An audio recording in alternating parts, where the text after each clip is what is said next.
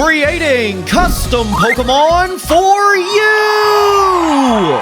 Welcome back, everyone, to the show where we select lucky commenters to spin a series of random wheels that give us factors for a Pokemon that we then create just for you. It's gonna be an awesome episode today, y'all. We're gonna make 3 amazing custom Pokemon as always, but before we get started, I do have some quick reminders. First off, don't forget to hit the like button and subscribe if you end up enjoying today's episode and want to see more. But most importantly, if you want a custom Pokemon for yourself, don't forget to leave a comment, because I'll be randomly selecting people from this video's comments for the next episode. That's right, everyone who gets one is just randomly selected from the comments. It's just most fair that way, but it also makes it way more important to subscribe with the notification bell turned on, because if you got a custom Pokemon but missed the episode it's in, there's really no point. So yeah, don't let it happen to you. Subscribe now, and without further ado, let's get into the first Pokemon. And this one will be for Happy Hippo. So glad to hear you like the corrupted form Pokemon. But alright, Hippo, let's start by getting the power level of your Pokemon, and you are going to be regular. There's nothing wrong with that. Now let's see how many times your Pokemon can evolve, and you are going to get 1, which makes you a 2-stage evolution line. Now let's see what typing your Pokemon's going to be. Your first type is going to be the normal type. A lot of people think that type is boring, but I disagree, and normal water type. That's actually pretty interesting. And the last step, before we see what your Pokemon looks like, let's see if it has an X Factor, and you do, a Mega Evolution. I always love getting those. That is a fan favorite mechanic, so that is awesome.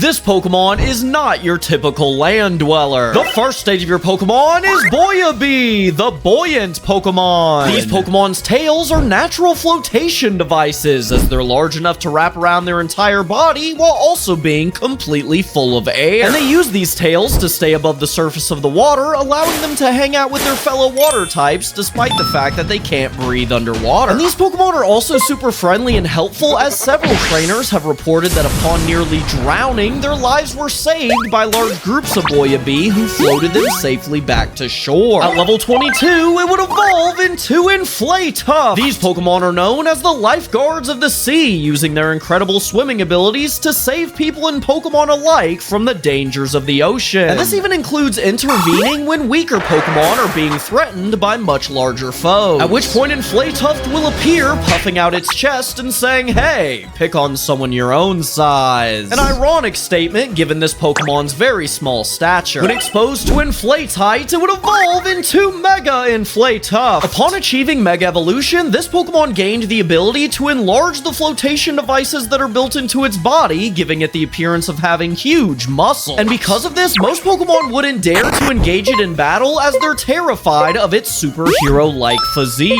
In terms of stats, Inflatuff is actually a mostly defensive Pokemon, but it also has super good speed. And while its Mega Evolution does lose some of that speed, it makes up for it with a giant boost to its HP and physical attack stats. And for the shiny, I went with these purple colors because every single water type has to have a purple shiny according to Pokemon. I picture this Pokemon is available pretty early into the game, very similarly to Buizel from Pokemon Diamond and Pearl, because I think the first stage is just so cute that so many people would want to catch it, and those people would get rewarded later in the game, especially when this thing has a Mega Evolution. And in terms of the design, it's actually low-key based off the inflatable muscles from SpongeBob, which I thought was really funny. But now let's get into the second Pokemon. But before we get into that, I absolutely have to tell you about today's video sponsor, Mondly, because right now they're having an insane sale where you can get 96% off of lifetime access by using the link that's in my description and the pinned comment. If you haven't heard of Mondly, it's a language learning app with over 125 million users, which makes it one of the top 5 language learning apps in the world. And it's easy to see why. First off, they have over 1,300 different combinations of foreign and native languages, meaning whatever language you speak right now, it's pretty much guaranteed they have a way for you to learn a different language with lessons that are in your native language. I personally only speak English, and I'm trying to learn a little French for an upcoming vacation I have planned, and this app has been absolutely perfect for it. First off, when I signed up, it asked me what I was learning French for, and an option was a vacation, so it tailor-made my lessons for that purpose, which is super nice. I feel like a lot of the times with these apps, they'll start you off learning phrases that you're never gonna use, especially like how to say my dad's name is. I feel like that's just not practical. You're not gonna go to a restaurant on vacation. They're gonna say, what can I get you to order? Also, what's your mom's name? But in addition to not wasting my time, this app also just has a ton of super convenient features. My favorite is the hands-free learning feature, which is basically where you can do lessons without having to look at your screen. It's all audio, so you can just put your phone in your pocket with some headphones in and learn a language while you're doing anything else. And like I said at the beginning, right now they're having an insane Valentine's Day sale where they're giving you 96% off of lifetime access to 41 different languages if you use the link that's in my description or the pinned comment. 96% off is insane, y'all, and trust me, this app is genuinely a good way to learn a language. So if you're interested at all, again, check out that link in my description or the pinned comment. Huge thank you to Mondly for sponsoring today's episode, but now let's get right back into it. And today's second Pokemon will be for Richard Mario, who says this is the greatest series of all time. That's high praise. So alright, Richard, let's start by getting the power level of your Pokemon, and you are going to be a legendary, just barely at the end there. That is absolutely crazy high. So now we have to spin this wheel to see what type of legendary you'll be. You can be a box art villain, part of a legendary trio, or a side legendary, and that's exactly what you got, a side legendary, but that is still awesome. Now let's see what typing your legendary is going to be. Your first type is going to be the flying type. That is good. I think we had a flying type legendary last episode, so that's interesting. And flying psychic type. I actually like that. And the last step before we see what your Pokemon looks like, let's see what its X factor is going to be, and it is a signature new mechanic. That's probably the hardest one to do, so wish me luck.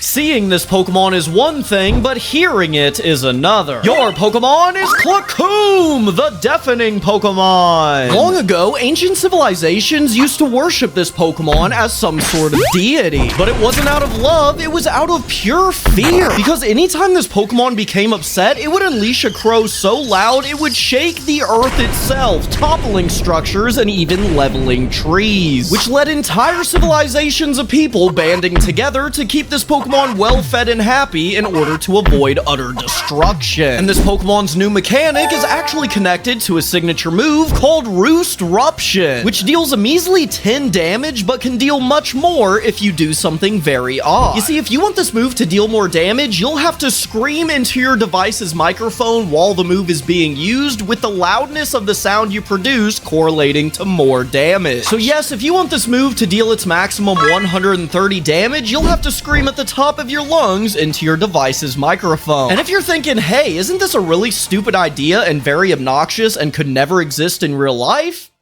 Yeah, it couldn't, but it's funny. In terms of stats, this Pokemon is extremely focused on its special attack and speed, which makes it a devastating offensive threat. And for the shiny, I went with this white and green color, which I thought looked absolutely amazing together. This Pokemon is super wacky. I don't think its actual mechanic could exist in our fan-made game. Maybe it can, but that would be absolutely insane. And this Pokemon is more for fun, but I do think that mechanic would be really funny to see, especially like in a competitive Pokemon tournament. Like imagine your favorite pro Pokemon player having to scream into their device's microphone to like win the championship. That'd be super hype. But now let's get into the third Pokemon. And this one will be for Coiny, who asked so nicely. So alright, Coin, let's start by getting the power level of your Pokemon, and you are going to be a Convergent Evolution. Cool. And it means that now we have to spin this wheel to see what generation of Pokemon we're making a Convergent for, and it's Generation 1. That's classic. And now, of course, we'll spin this wheel that has every single Gen 1 Pokemon on it, and we got Doduo. That's actually one of the most unique Pokemon of all time, in my opinion, so that's cool. Now let's see what new typing we'll be giving to this Convergent Doduo. Your first type is the Electric type. That seems a bit random for a Doduo, I won't lie. An Electric Dragon type is absolutely insane. I swear, every time we get a Convergent Evolution, it's always the most difficult prompt, but we're gonna hopefully make it work. And the last step before we see which Pokemon looks like, let's see if it has an X factor, and none this time.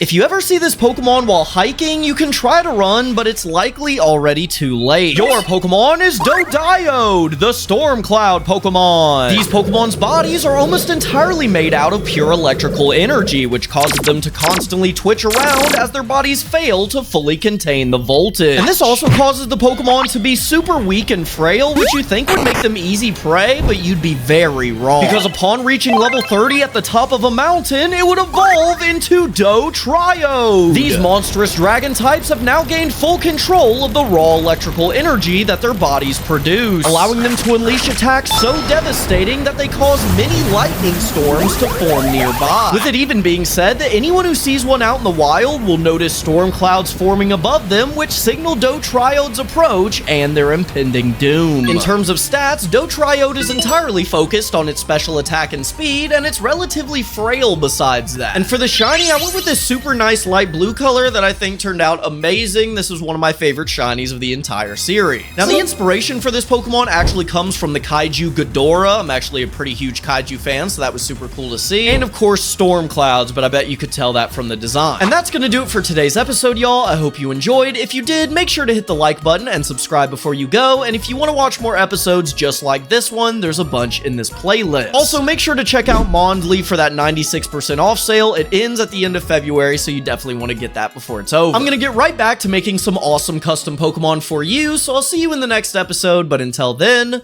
peace.